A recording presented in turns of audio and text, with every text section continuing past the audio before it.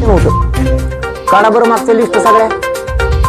हो येवल्याचा अलिबाबा लय बोलतो ना छगन भुजबळ, ते 40 चोर संघ घेऊन.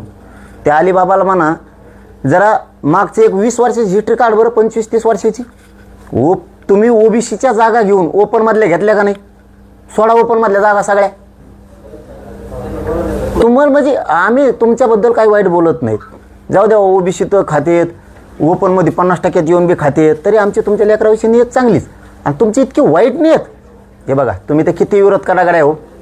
आरक्षण तर मराठ्याला मी महाराष्ट्रातल्या देणारच. काय अन्याय व्हायचा राहिला? अन्याय व्हायचा काय राहिला? आसून दिलं नाही तेव्हा अन्याय वेगळाच. तुम्ही कार्यकर्ते असे पाळलेत तेव्हा अन्याय वेगळाच. त्या परळीत पाळला 1-2, एक इकडचा येवल्याचा अलिबाबा 40 चोर, तो अलिबाबा पाळला. कसा दिसतोय चित्तर अलिबाबा दिसतंय का नाही? पांढरी फकाट दाढी चष्मा, ते कसा राईट दिसतोय शिक्का, जस का त्याचा मावस भाऊ होता अलिबाबाचा. असे पाळलेत.